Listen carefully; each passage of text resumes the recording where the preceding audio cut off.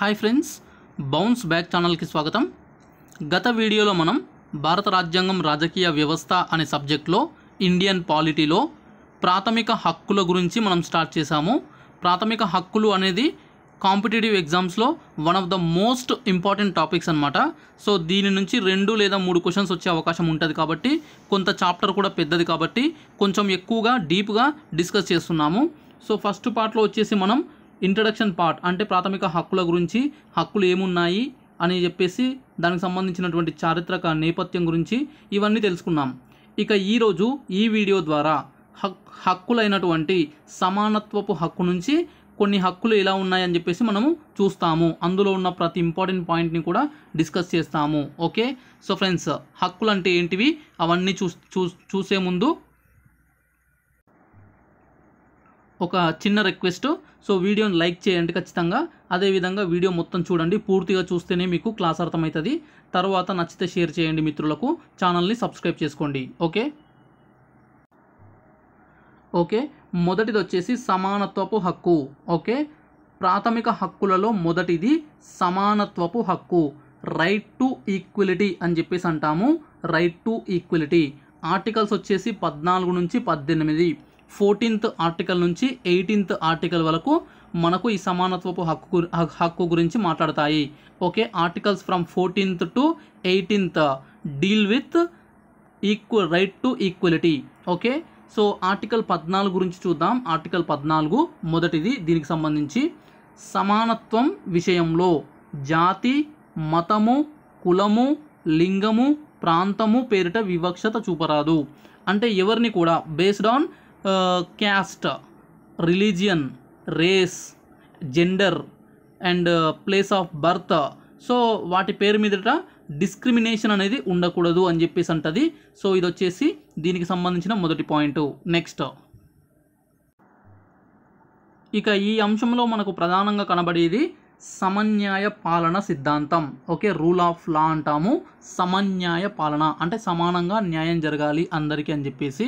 So ఈ concept వచ్చేసి మనకు ఇంగ్లాండ్లో ఆవిర్భవించింది, ఇంగ్లాండ్లో పుట్టింది. సో నెక్స్ట్ 1885లో ఏవి డైసీ అనే వ్యక్తి తాను రచించిన లా ఆఫ్ ది కాన్స్టిట్యూషన్ అనే గ్రంథంలో ఈ సిద్ధాంతం గురించి పేర్కొన్నారు. అసలు ఏంటి ఈ సిద్ధాంతం యొక్క సారాంశం? ఓకే, మీనింగ్ ఏంటి అంటే చట్టం ముందు అందరూ సమానమే అనే భావన. ఓకే, చట్టం ముందు అందరూ సమానమే అనేది ఈ సిద్ధాంతం సారాంశం. ఓకే, సో ఇదన్నమాట సమన్యాయ పాలనకు సంబంధించి. నెక్స్ట్, ఇక చట్టం ముందు అందరూ సమానులే అని చెప్పేది 14వ ఆర్టికల్ అని చెప్పేసి అన్నాం కదా, అందులో కూడా మళ్ళీ సబ్ పాయింట్స్ ఉంటాయి.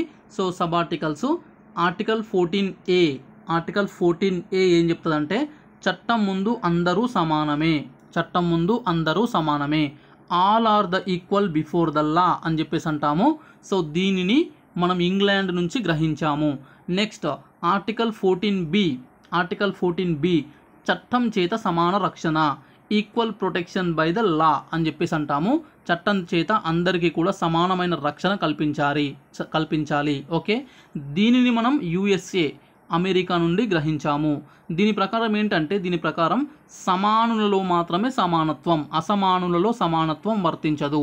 అంటే ఎవరికైనా సమానత్వం ఎప్పుడు చూపిస్తామంటే వాళ్ళు సమానులు అయి ఉండాలి, ఈక్వల్ పర్సన్స్, ఈక్వల్ లెవెల్ ఉండాలి. అలాంటప్పుడు వాళ్ళ మధ్యలో సమానత్వం చూపిస్తాము. అసమానంగా ఉన్నటువంటి వాళ్ళ మధ్యలో సమానత్వం చూపించడం కుదరదు అని చెప్పేసి దీని యొక్క మీనింగ్ వస్తుంది. సో చట్టం ముందు అందరు సమానమే అనేది ఇంగ్లాండ్ నుంచి గ్రహించాము. చట్టం చేత సమాన రక్షణ, equal protection by the law అనేది అమెరికా నుంచి గ్రహించాము. నెక్స్ట్, ఇక ఆర్టికల్ 15వ నిబంధన. ఆర్టికల్ 15 వచ్చేసి కులము, మతము, జాతి, జన్మ, వర్ణము, వర్గము, లింగము అనే వాటి పేరిట వివక్షత చూపరాదని చెప్పేసి చెప్తుంది. So no discrimination on the grounds of caste, religion and race, place of birth, colour, gender ఇలాంటివన్నీ కూడా చెప్తుంది. No discrimination. So prohibition of discrimination on the grounds of race, religion, caste, sex, place of birth అని చెప్పేసి అంటామన్నమాట. So ఇందులో వచ్చేసి కూడా sub articles ఉన్నాయి. 15(1). 15లో మొదటి పార్ట్ ఏం చెప్తుందంటే 15(1) ఆర్టికల్ ఈ నిబంధన వచ్చే ప్రకారం ఏ పౌరుని పట్ల కులము, మతము, జాతి, జన్మ, లింగ, వర్ణ వర్గ వివక్షత చూపరాదని చెప్పేసి పేర్కొనేది 15(1). నెక్స్ట్ ఓకే 15(2) వచ్చేసి ఈ నిబంధన ఆర్టికల్ 15(2) ప్రకారం కింద పేర్కొన్న ప్రదేశాలలో ఎలాంటి వివక్ష చూపరాదు. కొన్ని ప్లేసెస్ ఉంటాయి, ఆ ప్లేసెస్లో ఎవరిపైన కూడా డిస్క్రిమినేషన్ వివక్షత అనేది చూపరాదు. అందులో వచ్చేసి 15(2)A 15(2)లో మొదటి పార్ట్ 15(2)A వర్తక వాణిజ్య సముదాయాలు. ఓకే షాప్స్ ఇతర సముదాయాలు ఉంటాయి కదా, వర్తకము వాణిజ్యం చేసే ప్లేసెస్. అక్కడ మనము క్యాస్ట్ పేరిట కానీ రిలీజియన్ పేరిట కానీ లేదంటే ఇతర ఏ అంశం పైన కానీ ఎవరిపైన కూడా వివక్షత చూపరాదు. హోటల్స్, రెస్టారెంట్లు ఇలాంటి అన్ని ప్రదేశాలలో అందరూ సమానమే అని భావించాలి, అంతేకాని డిస్క్రిమినేషన్ ఉండకూడదు. నెక్స్ట్ 15(2)B వచ్చేసి ప్రభుత్వ ఆర్థిక సహాయంతో నడిచే సంస్థలు ఏవైతే ఉంటాయో, విద్యా సంస్థలు కావచ్చు ఇతర ఏ సంస్థలైనా ప్రభుత్వ ఆర్థిక సహాయంతో రన్ అవుతాయి కదా, వాటిలలో మంచినీటి బావులు ఉంటాయి కదా, మంచినీటి బావులు, పబ్లిక్ పార్కులు, ఇలా ఇతర అన్ని రకాల పబ్లిక్ ప్రదేశాలలో కూడా డిస్క్రిమినేషన్ చూపరాదు. ఓకే వివక్షత చూపరాదని చెప్పేసి 15(2) ఆర్టికల్ చెప్తుంది. ఇక 15(3) ప్రకారం 15(3) నిబంధన ప్రకారం ఆర్టికల్ ప్రకారం స్త్రీలకు బాలబాలికలకు కల్పించే ప్రత్యేక వసతులు వివక్షతగా చూపరాదు. స్త్రీలకు కానీ బాలబాలికలకు కానీ కొన్ని స్పెషల్ ఫెసిలిటీస్ అనేవి కల్పించబడతాయి, అవి వచ్చేసి వివక్షత అని భావించరాదు. వాళ్ళకి ఎందుకు అట్లా ఉన్నాయి, వాళ్ళు ఏమైనా ఎక్కువనా, వాళ్ళకి ఎందుకు స్పెషల్ ప్రొవిజన్స్ ఉన్నాయి, స్పెషల్ ఫెసిలిటీస్ ఉన్నాయి, సో ఇది వచ్చేసి మనకు డిస్క్రిమినేషన్ అవుతుంది కదా అని చెప్పేసి భావించకూడదు అని చెప్పేసి మనకు 15(3) ఆర్టికల్ ద్వారా తెలుస్తుంది. ఇక 15(4) నిబంధన ఆర్టికల్ వచ్చేసి దీని ప్రకారం బలహీన వర్గాల వారికి కల్పించే ప్రత్యేక వసతులు వివక్షతగా చూపరాదు. ఓకే బలహీన వర్గాలు ఉంటాయి కదా, ఈ బలహీన వర్గాల వారికి ప్రత్యేక వసతులు ఏమైనా కల్పించినట్లయితే అది కూడా వివక్షత అని భావించకూడదు. దీనిని 1951లో 15(4) అనే క్లాజ్, ఓకే 15(4) అనే పాయింట్ని 1951లో మొదటి రాజ్యాంగ సవరణ ద్వారా చేర్చారు. ఓకే సో రాజ్యాంగం అమల్లోకి వచ్చిన నెక్స్ట్ ఇయరే మనకు మొదటి రాజ్యాంగ సవరణ ద్వారా దీన్ని తీసుకొచ్చి రాజ్యాంగంలో పెట్టారు. నెక్స్ట్ 15(5) ఈ ఆర్టికల్ ప్రకారం ఏంటంటే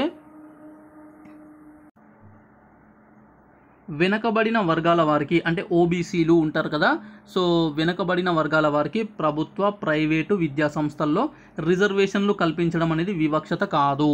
ఓకే ఓబీసీలు బీసీలకు ప్రైవేట్ కానీ ప్రభుత్వ విద్యా సంస్థల్లో రిజర్వేషన్స్ ఇస్తారు కదా, ఇది వివక్షత కింద తీసుకోకూడదు అని చెప్పేసి చెప్తుంది 15(5) ఆర్టికల్. ఈ నిబంధన వచ్చేసి 2005లో 93వ రాజ్యాంగ సవరణ చట్టం ద్వారా చేర్చారు. నెక్స్ట్ 15(6) నిబంధన. ఓకే ఆర్టికల్ 15(6) ప్రకారం ఆర్థికంగా వెనుకబడిన తరగతులకు అంటే ఈడబ్ల్యూఎస్, ఈ మధ్యలో వచ్చింది కదా ఈడబ్ల్యూఎస్, ఓకే వాళ్లకు ప్రైవేటు మరియు ప్రభుత్వ విద్యా సంస్థలలో, ఓకే ప్రైవేటు ఎయిడెడ్ కానీ నాన్ ఎయిడెడ్ కానీ విద్యా సంస్థలు ఉంటాయి, అలాగే ప్రభుత్వ విద్యా సంస్థల్లో 10% రిజర్వేషన్ ఇవ్వాలి అని చెప్పేసి 103వ రాజ్యాంగ సవరణ 2019 2019లో వచ్చినటువంటి 103 ఆర్టికల్ కాన్స్టిట్యూషనల్ అమెండ్మెంట్ ఉంది కదా, దాని ద్వారా చేర్చారు 15(6). ఇది వచ్చేసి ఈడబ్ల్యూఎస్కి వెనుకబడిన తరగతులు అంటే ఆర్థికంగా వెనుకబడిన తరగతులు, వీళ్లకు ప్రైవేటు ప్రభుత్వ విద్యా సంస్థల్లో 10% రిజర్వేషన్లు, దాని గురించి పేర్కొంటుంది. నెక్స్ట్ నోట్ అని చెప్పేసి ఒక పాయింట్ ఇచ్చాను. భారతదేశంలో ఉన్న వివక్షత, మన దేశంలో ఒక రకమైన వివక్షత కనిపిస్తుంది, అదేంటంటే రక్షిత వివక్షత, అంటే ఇది రక్షితమైనది. ఓకే ఇది పాజిటివిటీ ఉంటుంది దీంట్లో. భారతదేశంలో ఉన్న వివక్షత రక్షిత వివక్షత అని చెప్పేసి అంటాము, ప్రొటెక్టివ్ డిస్క్రిమినేషన్ అని చెప్పేసి అంటాం, ప్రొటెక్టివ్ డిస్క్రిమినేషన్. నెక్స్ట్ ఆర్టికల్ 16 16వ నిబంధన ప్రభుత్వ ఉద్యోగాలలో సమాన అవకాశాలు. Very very important article. ప్రభుత్వ ఉద్యోగాలలో సమాన అవకాశాలు అంటే గవర్నమెంట్ జాబ్స్ ఉంటాయి కదా, వాటిలో అందరికీ ఈక్వల్ ఆపర్చునిటీస్ ఇవ్వాలి అని చెప్పేసి ఈ 16వ article. Equality of opportunities in public employment అని చెప్పేసి అంటాము. ఆర్టికల్ 16లో మొదటిది 16(1) వచ్చేసి పౌరులందరికీ కూడా సమాన అవకాశాలు కల్పించాలని చెప్తుంది. అంటే ప్రతి ఒక్కరికి కూడా గవర్నమెంట్ జాబ్స్లో సమాన అవకాశాలు కల్పించాలి అని పేర్కొంటుంది. ఆర్టికల్ 16(2) వచ్చేసి ఏం చెప్తుందంటే ఉద్యోగ అవకాశాలలో జాతి, మతము, కులము, లింగము, ప్రాంతం పేరిట వివక్షత చూపరాదు. ఓకే సో ఈ గ్రౌండ్స్ క్యాస్ట్ ఇవన్నీ ఉన్నాయి కదా, caste, religion and place of birth, ఇలాంటి వాటిపైన డిస్క్రిమినేషన్ అంటే వివక్షత ఉండరాదని చెప్తుంది. నెక్స్ట్ ఆర్టికల్ 16(3) కొన్ని రకాల ఉద్యోగ అవకాశాలను కొన్ని నివాస ప్రాంతాల వారికి పరిమితం చేయవచ్చు. ఓకే, కొన్ని ఉద్యోగాలు ఉంటాయి, వాటిని కొన్ని ఏరియా వాళ్ళకే, అంటే ఆ ప్రాంతం వాళ్ళకే ఈ ఉద్యోగాలు అని చెప్పేసి కేటాయించడం అనేది చేయొచ్చు. సో దీనిని వివక్షత కిందికి తీసుకోకూడదు. నెక్స్ట్ ఆర్టికల్ 16(4) 16లో 4వ పార్ట్, అంటే 16వ నిబంధనలో 4వ సబ్ పాయింట్ ఏం చెప్తుందంటే బలహీన వర్గాల వారికి ఉద్యోగాలలో రిజర్వేషన్లు కల్పించడం వివక్ష కిందికి రాదు. ఓకే, సో వివక్ష కిందికి రాదు, బలహీన వర్గాల వారికి రిజర్వేషన్లు కల్పించడం అని చెప్పేసి అంటారు. నెక్స్ట్ 16లోనే మళ్ళీ 16(4)లో ఏ వచ్చేసి ప్రమోషన్లలో రిజర్వేషన్లు వివక్షత కాదు. ప్రమోషన్స్ ఇచ్చేటప్పుడు కూడా రిజర్వేషన్స్ ఇస్తున్నారు కదా, అది కూడా వివక్షత కాదు అని చెప్పేసి 77వ రాజ్యాంగ సవరణ 1995లో తీసుకొచ్చారు, దాని ద్వారా చెప్పడం జరిగింది. అలాగే 16(4)B వచ్చేసి క్యారీ ఫార్వర్డ్ రూల్ వల్ల రిజర్వేషన్లు 50% మించినట్లయితే అది వివక్షత కాదు. 81వ రాజ్యాంగ సవరణ 2000 ఇయర్లో వచ్చినటువంటి 81 కాన్స్టిట్యూషనల్ అమెండ్మెంట్ యాక్ట్ ప్రకారం క్యారీ ఫార్వర్డ్ రూల్ అంటే ఏదైనా ఉద్యోగాలకు సంబంధించి నోటిఫికేషన్ ఇస్తే ఉద్యోగాలు భర్తీ చేసినప్పుడు ఏదైనా ఒక కేటగిరీలో, ఇప్పుడు ఎస్సీ కేటగిరీలో కొన్ని ఉద్యోగాలు మిగిలిపోయినాయి అంటే అర్హులు లేరు, లేదంటే జాబ్ వచ్చిన వాళ్ళు కొంతమంది జాయిన్ కాలేదు, ఈ విధంగా ఏవైనా ఉద్యోగాలు మిగిలితే అవి క్యారీ ఫార్వర్డ్ కింద నెక్స్ట్ వచ్చినప్పుడు వాళ్ళకే కేటాయిస్తారు, దేనిలో మిగిలితే వాళ్ళకే. అలా చేసినప్పుడు నెక్స్ట్ టైము కొన్నిసార్లు 50% రిజర్వేషన్ అనే రూల్ని మించిపోతుంది, అది వివక్షత కిందికి రాదు అని చెప్పేసి ఈ క్యారీ ఫార్వర్డ్ రూల్ గురించి మాట్లాడేది 16(4)B ఆర్టికల్. నెక్స్ట్ 16(5) మత ప్రాధాన్యంతో సంబంధం ఉన్న ఉద్యోగాలలో ఆ మతానికి సంబంధించిన వారిని భర్తీ చేయడం వివక్షత కాదు. అంటే ఏదైనా ఒక మతానికి సంబంధించినటువంటి ఉద్యోగాలు ఉన్నాయనుకుందాం, ఓకే, సో వాటిలో ఆ మతానికి సంబంధించిన వాళ్ళనే భర్తీ చేయడం అనేది వివక్షత కిందికి రాదు. ఓకే, ఒక ముస్లింకి సంబంధించినటువంటి ఏదైనా ఒక దాంట్లో ఉద్యోగాలు ముస్లింలకే ఇవ్వాల్సిన పరిస్థితి ఉంది, అలాంటప్పుడు అలా ఇవ్వడం అనేది వివక్షత కిందికి రాదు. అలాగే హిందువులకు సంబంధించి హిందువుల ఉద్యోగాలు అనేటివి అనమాట, అంటే కొన్ని ప్రత్యేకమైన సందర్భాలలో మాత్రమే ఇది జరుగుతుంది. నెక్స్ట్ 16(6) 16(6)వ నిబంధన EWS. Okay, economically weaker sessions ఉంటాయి కదా, ఈడబ్ల్యూఎస్ రిజర్వేషన్ 10%. ఓకే, 10% ఈడబ్ల్యూఎస్ వాళ్ళకు రిజర్వేషన్ ఇవ్వచ్చు అని చెప్పేది 16(6) అనమాట. 2019 103వ రాజ్యాంగ సవరణ చట్టం ద్వారా ఈ ఈడబ్ల్యూఎస్ రిజర్వేషన్ తీసుకురావడం జరిగింది. దీని ద్వారా 16(6) అనే ఒక క్లాజ్ని మనకు ఈ రాజ్యాంగంలో చేర్చడం జరిగింది. నెక్స్ట్ ఆర్టికల్ 17 17వ నిబంధన. ఇందులో కొన్ని నిబంధనలు, కొన్ని ఆర్టికల్స్ అనేటివి చాలా ఇంపార్టెంట్. 14 చట్టం ముందు అందరు సమానులే ఏ ఆర్టికల్ తెలియజేస్తుంది అని చెప్పేసి డైరెక్ట్ క్వశ్చన్ అడుగుతారు. అదేవిధంగా అంటరానితనాన్ని నిషేధించే ఆర్టికల్ ఏది అని చెప్పేసి ఇట్లా అడుగుతుంటారు. సో ఆర్టికల్ 17 17వ నిబంధన గుర్తుపెట్టుకోండి. అంటరానితన నిషేధం, abolition of untouchability and prohibition of it's practice అని చెప్పేసి అంటామన్నమాట. సో అస్పృశ్యత అంటే అంటరానితనం, అస్పృశ్యత నిషేధ చట్టం అని చెప్పేసి 1955లో నవంబర్ 19న తీసుకొచ్చారు. ఎందుకంటే ఈ 17th ఆర్టికల్ అనేది డైరెక్ట్గా ఫోర్స్లోకి రాదు, ఇది డైరెక్ట్గా మనకు ఏమంటారు వర్కింగ్లోకి రాదు, ఇది అమలు పరచాలంటే చట్టం చేయాలి. అందుకోసం అస్పృశ్యత నిషేధ చట్టం అని చెప్పేసి untouchability act, untouchability offences act 1955 అని చెప్పేసి నవంబర్ 19 1955న తీసుకొచ్చారు. ఓకే, నెక్స్ట్ దీనిని తర్వాత పేరు మార్చడం జరిగింది, పౌర హక్కుల పరిరక్షణ చట్టం అని చెప్పేసి 1976లో మార్చడం జరిగింది. సివిల్ రైట్స్ ప్రొటెక్షన్ యాక్ట్ అని చెప్పేసి అంటారు. ఓకే, అంటరానితనాన్ని నిషేధించేది ఆర్టికల్ ఏది అంటే 17. నెక్స్ట్ ఆర్టికల్ 18 ప్రకారం 18వ నిబంధన ప్రకారం బిరుదుల రద్దు, ఇది కూడా ఇవ్వచ్చు. బిరుదుల రద్దు తెలియజేసే ఆర్టికల్ ఏది అంటే article 18. Abolition of titles except military and academic అని చెప్పేసి అన్నాం. మిలిటరీ అవార్డులు, అది మిలిటరీ బిరుదులు, అదేవిధంగా అకాడమిక్కి సంబంధించినటువంటి బిరుదులు ఏవైనా ఉంటే అవి తప్ప మిగతా అన్ని రకాల బిరుదులు అనేటివి రద్దు. 18(1) వచ్చేసి అందులో 18(1) ఏం చెప్తుందంటే ప్రభుత్వం అనుమతి లేకుండా బిరుదులు స్వీకరించరాదు. ఏదైనా బిరుదులు స్వీకరించాలంటే దానికి ప్రభుత్వం అనుమతించాలి. ఓకే, ఆ ప్రభుత్వం అనుమతి లేకుండా ఏ బిరుదు కూడా తీసుకోకూడదు. 18(2) వచ్చేసి ఏం చెప్తుందంటే విద్య అంటే ఎడ్యుకేషన్ సంబంధించి, అకాడమిక్స్ సంబంధించి, అలాగే మిలిటరీ సంబంధ బిరుదులు తప్ప మరే బిరుదులు ప్రకటించరాదు, తీసుకోరాదు. మిలిటరీ బిరుదులు కానీ ఈ విద్య, ఓకే, సో విద్య సంబంధించినటువంటి టైటిల్స్ ఉంటాయి కదా, అవి తప్ప మిగతావి ప్రకటించొద్దు, తీసుకోవద్దు. నెక్స్ట్ 18.3 ఏం చెప్తుందంటే విద్య ఉద్యోగ నిమిత్తం ఇండియాలో ఉన్న విదేశీయులు సైతం రాష్ట్రపతి అనుమతి లేకుండా ఎటువంటి బిరుదులు విదేశాల నుంచి స్వీకరించరాదు. అంటే ఏదైనా ఒక ఇంగ్లాండ్కి సంబంధించిన వ్యక్తి మన భారతదేశంలో నివసిస్తున్నాడు, ఎడ్యుకేషన్ కోసం కానీ లేదంటే ఎంప్లాయ్మెంట్ కోసం కానీ ఇక్కడ ఉంటున్నాను, అతనికి వాళ్ళ దేశం వాళ్ళు ఒక బిరుదు ఇచ్చారు, ఓకే, సో ఒక టైటిల్ ఇచ్చారు, అది స్వీకరించడం అనేది డైరెక్ట్గా చేయకూడదు, దానికి రాష్ట్రపతి అనుమతి ఉండాలి, అలా రాష్ట్రపతి అనుమతి లేకుండా స్వీకరించకూడదు అని చెప్పేసి 18.3 ఆర్టికల్ చెప్తుంది. ఇక 18.4 ఏం చెప్తుందంటే విదేశాలలో ఉన్న భారతీయులు రాష్ట్రపతి అనుమతి లేనిదే బిరుదులు స్వీకరించరాదు.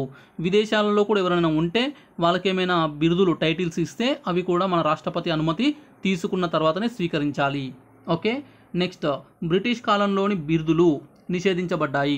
బ్రిటిష్ కాలంలో మన దేశంలో వ్యక్తులకు చాలా రకాల బిరుదులు ఉండేటివి. దేశ్ముఖ్లని, దేశ్పాండే అని, రాజ్ బహదూర్ అని, రాజాది రాజా అని, జంగు బహదూర్ అని, జమీందార్ అని, జాగీర్దార్ అని, ఇలా రకరకాల బిరుదులు ఉండేటివి. అవన్నీ కూడా నిషేధించారు.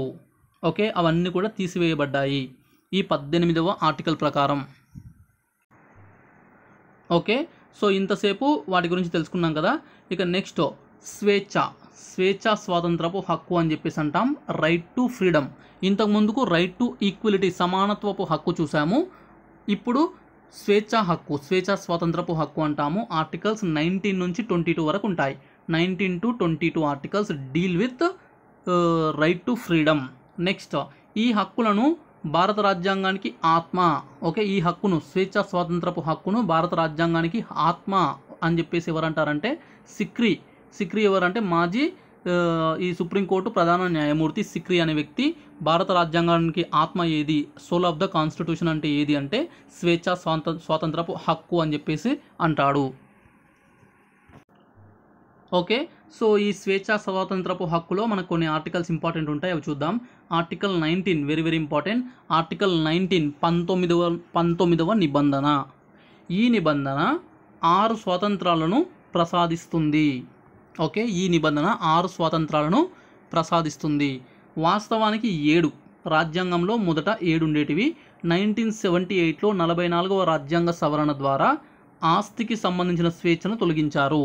ఓకే, ఆస్తి హక్కు ఉంది కదా, దానిని ప్రాథమిక హక్కుల జాబితా నుంచి తొలగించడం జరిగింది, దానిని చట్టబద్ధమైన హక్కును చేశారు. కాబట్టి అదే సందర్భంలో 1978 44వ రాజ్యాంగ సవరణలో ఈ 7వ అంశం, ఓకే, 7 అంశాల్లో ఒకటైనటువంటి ఆస్తికి సంబంధించిన స్వేచ్ఛను తొలగించారు.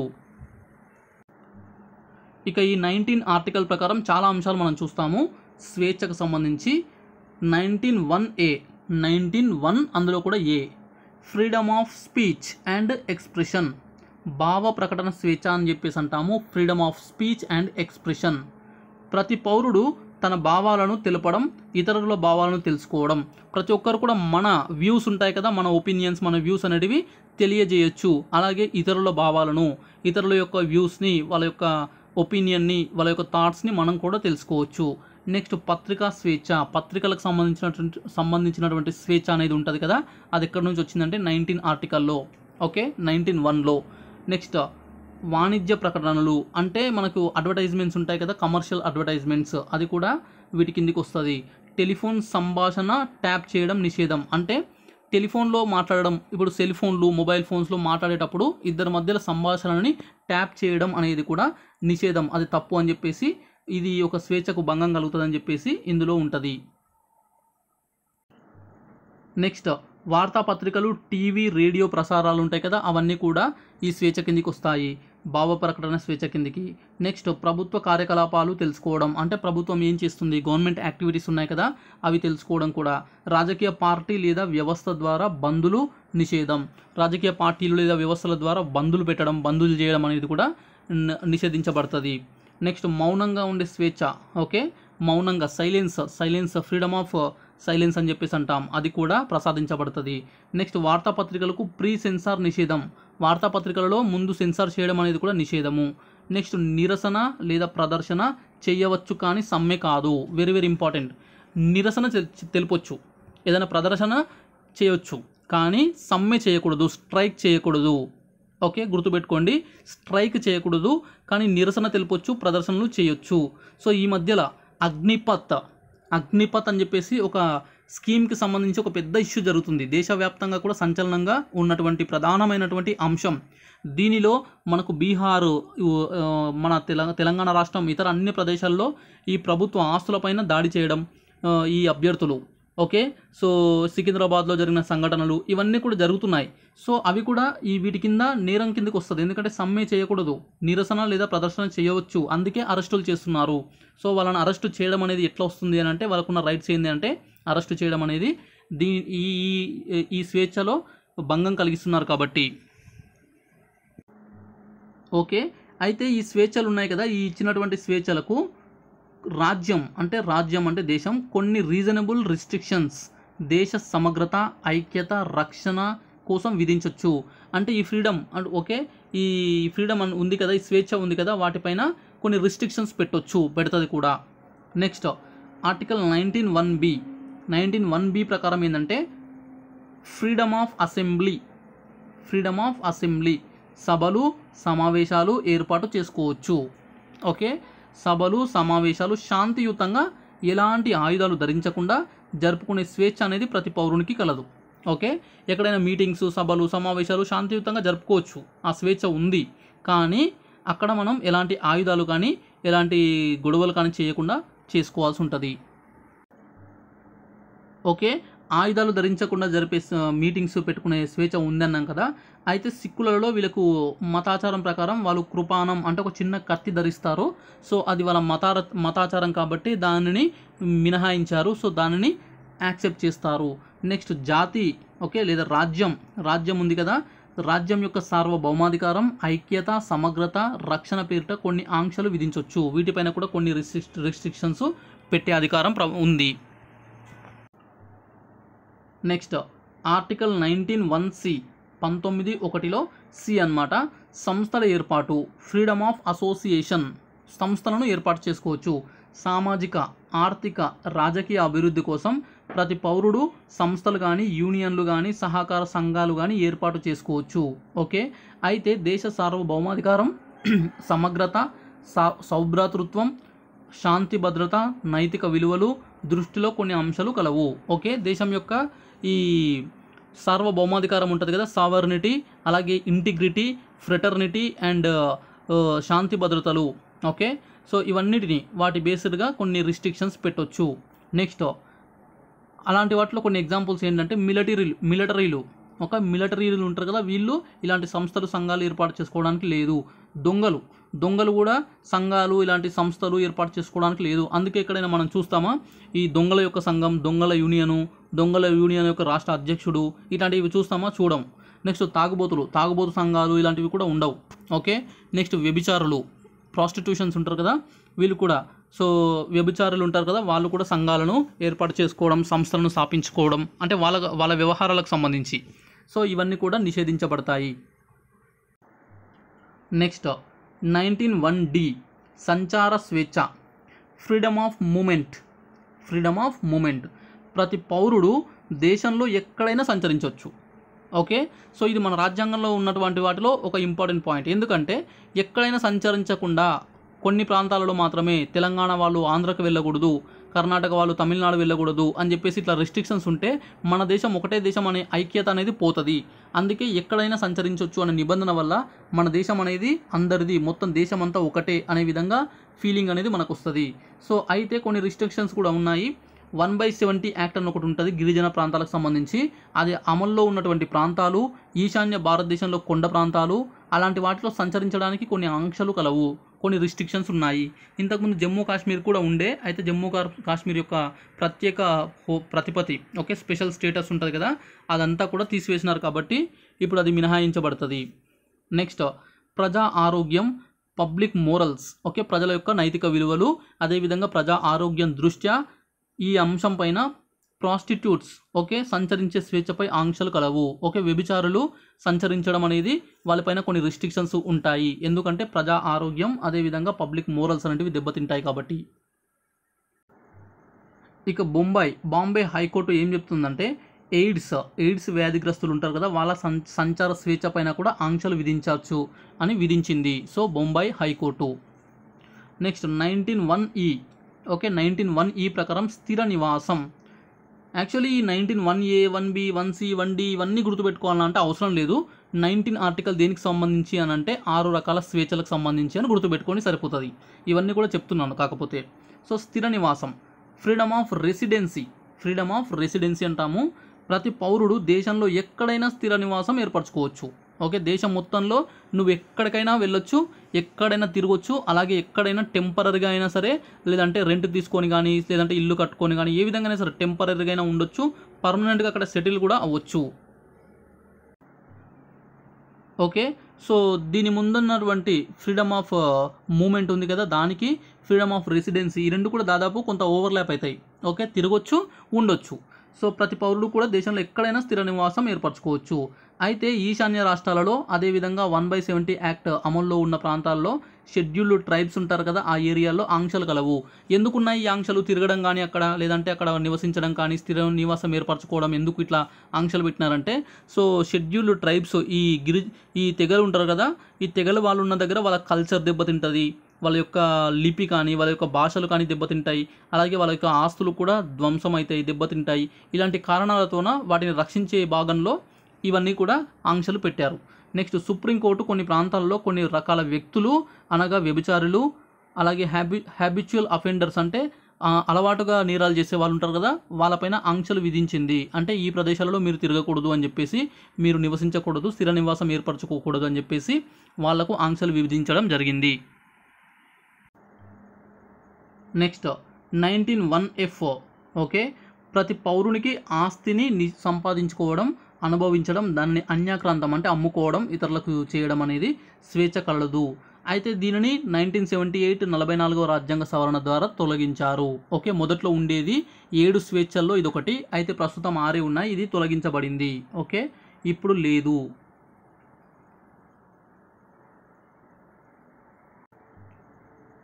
నెక్స్ట్ ఆర్టికల్ 19(1)G అని చెప్పేసి 7th పాయింట్, వృత్తి స్వేచ్ఛ. Okay freedom of profession. ప్రతి పౌరుడు తనకు నచ్చిన వృత్తిని చేపట్టే స్వేచ్ఛ కలదు. నీకు ఇష్టం వచ్చిన ప్రొఫెషన్ నువ్వు ఎంచుకోవచ్చు. నువ్వు ఒక ఉద్యోగి అవుతావా, నువ్వు ప్రభుత్వ ఉద్యోగం చేస్తావా, ప్రైవేట్ ఉద్యోగం చేస్తావా, వ్యాపారం చేస్తావా, లేదంటే వ్యవసాయం చేస్తావా, నీకు నచ్చిన వృత్తి నువ్వు చేపట్టుకునే స్వేచ్ఛ అనేది మనకు ఉంది. అది వచ్చేసి మనకు ఈ 19 ఆర్టికల్లో అది కూడా ఒక భాగంగా ఉంది. కొన్ని రీజనబుల్ రిస్ట్రిక్షన్స్ కూడా ఉన్నాయి. ఇక్కడ కూడా కొన్ని రిస్ట్రిక్షన్స్ అనేటివి ఉన్నాయి. అంటే ఎలాంటివి అంటే కొన్ని డేంజరస్ ఉండే ప్రొఫెషన్స్ కానీ, లేదంటే ఇలాంటి డ్రగ్స్ అమ్ముకోవడం కానీ, డ్రగ్స్ మాఫియాలా ఉండడం కానీ, లేదంటే మానవుల అక్రమ రవాణా ఇట్లాంటివి ఉంటాయి కదా, అవన్నీ కూడా నేను చేస్తాను, అది కూడా నా ప్రొఫెషన్ అంటే కుదరదు. ఓకే ఇక మొదటి రాజ్యాంగ సవరణ ద్వారా 1951లో కొన్ని పరిమితులు విధించారు ఈ స్వేచ్ఛలకు సంబంధించి. అది మనకు 19 ఆర్టికల్లో 2nd నిబంధనలో ఉంటుంది. సో మొదటిది వచ్చేసి అన్ని రకాల 6 రకాల స్వేచ్ఛలు, 7 అయితే ఆస్తికి సంబంధించింది తీసేస్తే మిగతా 6 రకాల స్వేచ్ఛలను తెలిపితే 19(2) వచ్చేసి రాజ్యాంగ సవరణ ద్వారా వచ్చింది ఇది. సో కొన్ని అంశాలను, కొన్ని రిస్ట్రిక్షన్స్, కొన్ని పరిమితులు ఉంటాయి కదా, వాటి గురించి తెలియజేస్తుంది. సో ఈ స్వేచ్ఛలన్నీ కూడా దేశ సార్వభౌమాధికారానికి, సమగ్రతకు భంగం కలిగించరాదు. ఓకే మన దేశం యొక్క సావరనిటీ, ఇంటిగ్రిటీ అనేది దెబ్బతినొద్దు. వీటి ద్వారా దేశ భద్రతకు భంగం కలగొద్దు, మన దేశం యొక్క సెక్యూరిటీకి ప్రాబ్లం అవ్వద్దు, దేశంలో విదేశాలతో స్నేహ సంబంధాలు దెబ్బతినరాదు. అంటే ఫారిన్ కంట్రీస్ ఉంటాయి కదా, వాటితో మనకు మంచి రిలేషన్షిప్స్ ఉంటాయి, అవి దెబ్బతినొద్దు. ఓకే సో అలాంటిది అనమాట. ఎగ్జాంపుల్ ఈ మధ్యలో బీజేపీకి సంబంధించిన నాయకులు అనుకుంటా ఇద్దరు, వాళ్ళు కొన్ని వ్యాఖ్యలు మహమ్మద్ ప్రవక్త పైన చేసిన వ్యాఖ్యల వల్ల సో వాళ్ళని సస్పెండ్ చేయాల్సి వచ్చింది. దాని ద్వారా ముస్లిం కంట్రీలు అయినటువంటి చాలా దేశాలు ఉంటాయి కదా, అవన్నీ కూడా కొంత మన దేశం పైన ఆగ్రహంగా ఉండడం, కొన్ని పరిణామాలు జరగడం, వాటి ద్వారా వాళ్ళని సస్పెండ్ చేశారు. ఎందుకనంటే విదేశాలతో స్నేహ సంబంధాలు దెబ్బతింటున్నాయి. నెక్స్ట్ శాంతి భద్రతలకు భంగం కలగరాదు. ఓకే, శాంతి భద్రతలకు భంగం కలగకూడదు. నెక్స్ట్ ఇతరుల మర్యాద, గౌరవం, నైతికతకు భంగం కలిగరాదు. వేరే వారి యొక్క మర్యాద దెబ్బతినొద్దు. నెక్స్ట్ కోర్టు ధిక్కారం, కోర్టును ధిక్కరించకూడదు, కోర్టు ధిక్కారం చేయరాదు. ఇతరులకు పరువు నష్టం కలిగించకూడదు. ఓకే, ఇతరులు పరువు పోయే విధంగా వాళ్ళని డీఫేమ్ చేయడం ఇలాంటివి చేయకూడదు. నెక్స్ట్ నేరములను పురిగొల్పుట నిషేధం. అంటే అఫెన్సెస్ ఉంటాయి కదా, నేరాలు ఉంటాయి కదా, అవి చేసే విధంగా రెచ్చగొట్టొద్దు, పురిగొల్పకూడదు. ఓకే, ఈ మధ్యలో జరిగిన అగ్నిపథ్కి సంబంధించి సికింద్రాబాద్ ఇష్యూలో కూడా ఏదో ఒక ఇన్స్టిట్యూట్కు సంబంధించిన అతను వాళ్ళందరినీ రెచ్చగొట్టాడని చెప్పేసి అతను అరెస్ట్ చేయడం జరిగింది. అతను ఏ గ్రౌండ్స్లో అరెస్ట్ చేశారంటే ఇదే అనమాట. సో నేరములు, ఇప్పుడు ప్రభుత్వ ఆస్తులను ధ్వంసం చేయడం, అవన్నీ అలాంటి కార్యకలాపాలు చేయడం అనేది నేరం. దానికి పురిగొల్పిండు కాబట్టి దానికి అతన్ని అరెస్ట్ చేయడం జరిగింది. సో ఇవన్నీ కూడా మనకు రాజ్యాంగంలో ఉన్నటువంటి అంశాల ద్వారానే జరుగుతుంటాయి. నెక్స్ట్ ఆర్టికల్ 20, 20వ ఆర్టికల్, వెరీ వెరీ ఇంపార్టెంట్ ఇది కూడా. సో నేరము శిక్ష నుండి రక్షణ పొందే హక్కు, నేరము శిక్ష నుండి రక్షణ పొందే హక్కు. Protection in respect of conviction for offences అని చెప్పేసి అంటాము. ఇందులో ఆర్టికల్ 21 వచ్చేసి protection against ex post facto law అని చెప్పేసి అంటాం. Protection against ex post facto law అని చెప్పేసి అంటాం. అదేంటో చూద్దాం. ఓకే, రాబోయే చట్టాలను ప్రస్తుత చట్టాలకు వర్తింపజేయకూడదు.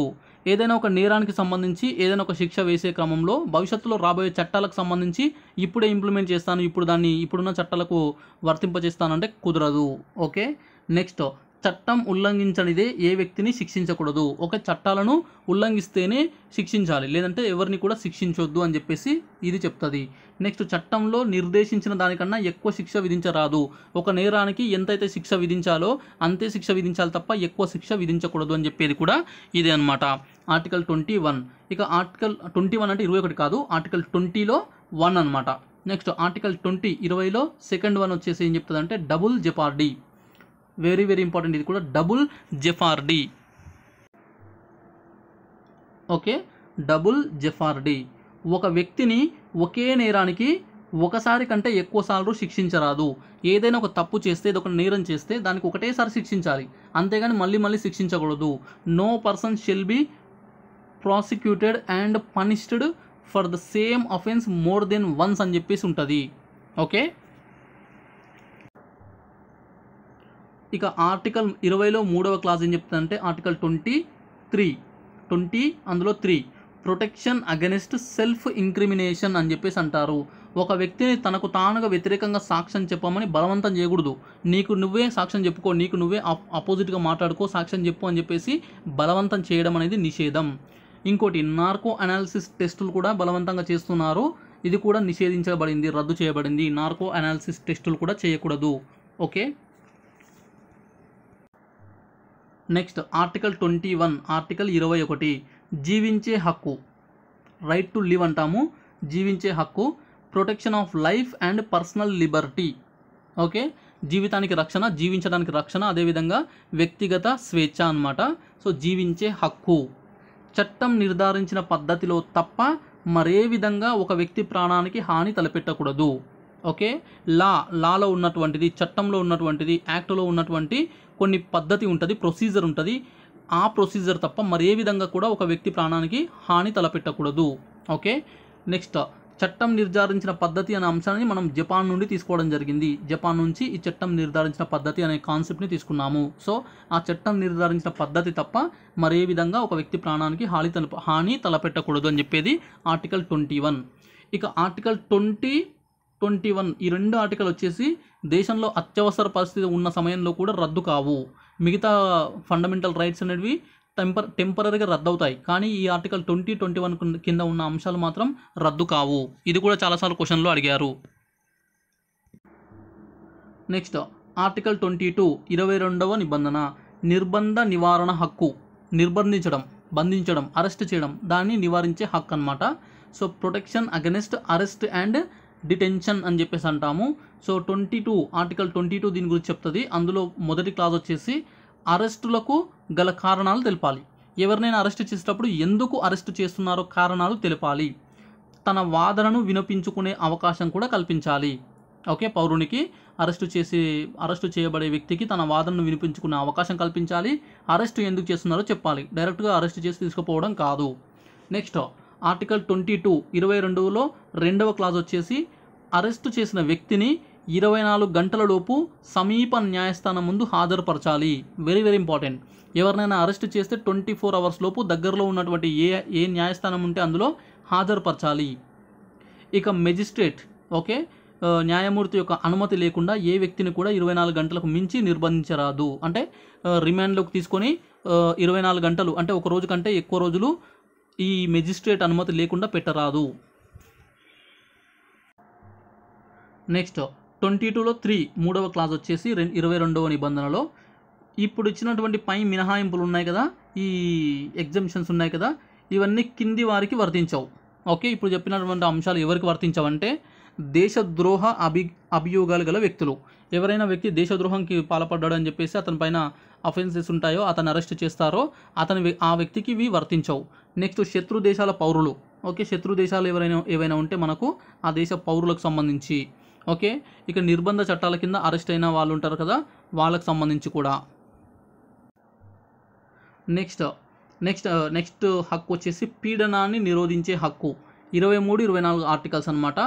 రైట్ అగెనిస్ట్ ఎక్స్ప్లాయిటేషన్ అంటాము పీడనాన్ని. ఓకే, సో ఈ ప్రెజర్ అంటే ఈ ఎక్స్ప్లాయిటేషన్ ఉంటుంది కదా, దాన్ని నిరోధించేది రైట్ అగెనిస్ట్ ఎక్స్ప్లాయిటేషన్ అని చెప్పేసి అంటాము. ఓకే, ఆర్టికల్ 23, 24 రెండే ఆర్టికల్ ఉంటాయి దీంట్లో ఈ హక్కు కింద. అందులో 23 వచ్చేసి కట్టు బానిసత్వం. ఓకే, స్లేవరీ, వెట్టి చాకిరి, ఓకే, వ్యభిచారం, మనుషుల అక్రమ రవాణా, బేగార్ అంటే వాళ్ళకు శాలరీలు వాళ్ళకు ఎలాంటి ప్రతిఫలం ఇవ్వకుండా సేవ చేయించుకోవడం, ఇలాంటివన్నీ కూడా నిషేధం అని చెప్పేది ఏదంటే 23వ ఆర్టికల్ పీడనాన్ని నిరోధించే హక్కు కింద.